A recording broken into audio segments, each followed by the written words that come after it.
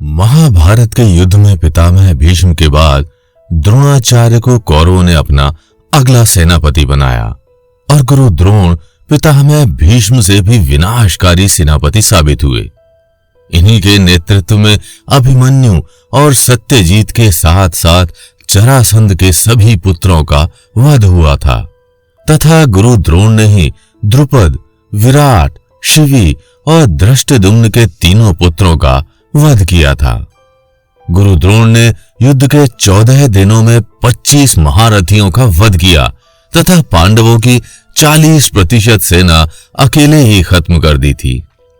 अगर अर्जुन ना रहे होते तो गुरु द्रोण युद्ध के 11वें दिन ही युधिष्ठिर को बंदी बनाकर कौरवों की जीत के साथ महाभारत के युद्ध का अंत कर देते। तो आखिर कितने शक्तिशाली थे द्रोणाचार्य और वृद्धावस्था में भी उनके पास इतनी शक्ति कहां से आती थी, आइए जानते हैं।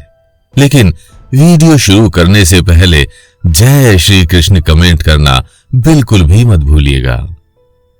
द्रोण महर्षि भारद्वाज के पुत्र थे। एक सुबह महर्षि भारद्वाज जब स्नान कर घर वापस लौट रहे थे तब उन्होंने घृताची नामक अप्सरा को जल से बाहर निकलते देखा। यह देखकर उनके मन में विकार आ गया और उन्होंने अपने वीर्य को द्रोण नामक एक कलश में एकत्रित कर लिया। उसी वीर्य से द्रोणाचार्य की उत्पत्ति हुई और उसी कलश के नाम पर उनका नाम द्रोण रखा गया। गुरु द्रोण की आरंभिक शिक्षा दीक्षा उनके पिता के आश्रम में ही हुई थी। महर्षि भारद्वाज के आश्रम में रहते हुए वे अस्त्र से लेकर शस्त्र तक की विद्या में पारंगत हो गए। इस दौरान प्रशत नामक राजा के पुत्र द्रुपद भी शिक्षा हेतु महर्षि भारद्वाज के आश्रम में आए तथा बालक द्रोण और द्रुपद में बड़ी गहन मित्रता हो गई। युवा होने पर द्रोण ने भगवान परशुराम जी से कई अस्त्र विद्याएं सीखी। उनको अनेकों घातक दिव्यास्त्रों का ज्ञान हो गया और इस प्रकार वे महाभारत काल के एक अति शक्तिशाली योद्धा बन गए। अपने गुरु परशुराम के समान ही गुरु द्रोण भी एक ऐसे वीर ब्राह्मण बन गए जो शक्ति में किसी भी प्रकार से किसी क्षत्रिय से कम नहीं थे। आगे चलकर द्रोण ने महर्षि शरद्वान की पुत्री और कौरव कुलगुरु कृपाचार्य की बहन कृपि से विवाह किया। अश्वत्थामा द्रोण और देवी कृपि के ही पुत्र थे। अश्वत्थामा के जन्म तक द्रोण का परिवार अत्यंत संपन्न था, लेकिन अश्वत्थामा के जन्म लेते ही उनके घर में निर्धनता का प्रवेश हो गया। अश्वत्थामा जैसे जैसे बड़ा होता रहा उनकी आर्थिक स्थिति उतनी ही खराब होती चली गई।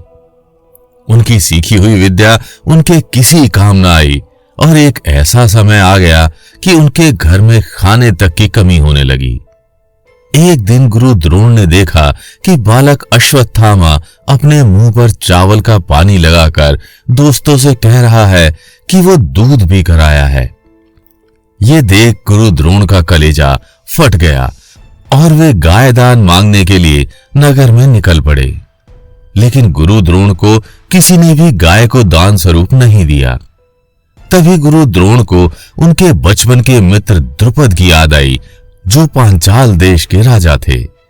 इस कठिन घड़ी में सहायता हेतु बड़ी उम्मीद के साथ गुरु द्रोण पांचाल देश पहुंचे, लेकिन द्रुपद ने द्रोण की सहायता नहीं की।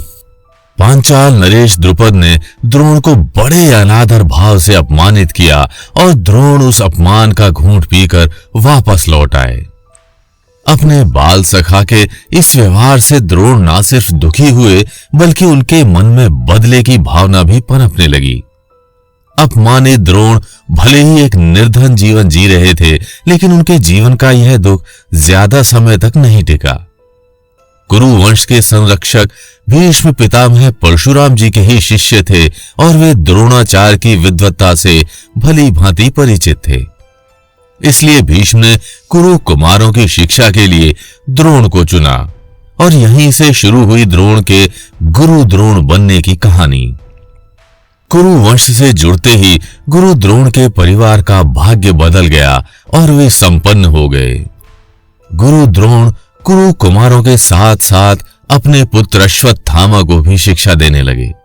गुरु द्रोण ने पांडु और धृतराष्ट्र के पुत्रों के साथ साथ अश्वत्थामा को भी हर प्रकार के अस्त्र शस्त्र की विद्या दी। गुरु द्रोण की छत्र छाया में सभी शिष्यों ने धर्म नीति से संबंधित अन्य ज्ञान भी प्राप्त किए। इस प्रकार गुरु द्रोण के सभी शिष्यों का निर्माण एक वीर योद्धा के रूप में हुआ। आगे चलकर अर्जुन, भीम और अश्वत्थामा आदि चोटी के योद्धा कहलाए। शिक्षा पूर्ण होने पर पांडवों ने द्रुपद को हराकर गुरु द्रोण को अपनी गुरु दक्षिणा भेंट दी और इस प्रकार गुरु द्रोण ने द्रुपद से अपने अपमान का बदला लिया। गुरु द्रोण ने द्रुपद का आधा राज्य स्वयं रख लिया और अश्वत्थामा को उत्तर पांचाल का राजा बना दिया। महाभारत युद्ध में गुरु द्रोण और अश्वत्थामा ही वो दो योद्धा थे जिनको नारायणास्त्र का ज्ञान था। महाभारत के युद्ध में अपने पुत्र अश्वत्थामा के साथ मिलकर गुरु द्रोण ने रणभूमि पर खलबली मचा दी। कौरवों का साथ देते हुए उन्होंने पांडवों को भयानक हानि पहुंचाई और अनेकों पांडव योद्धाओं का दमन किया। महाभारत के युद्ध में गुरु द्रोण ने अपने बाणों से युद्ध क्षेत्र में तबाही मचा दी। अर्जुन और भीम जैसे बड़े बड़े योद्धा भी उन्हें रोकने में असफल रहे और देखते ही देखते गुरु द्रोण एक सर्प की भांति पांडव सेना को निगलने लगे।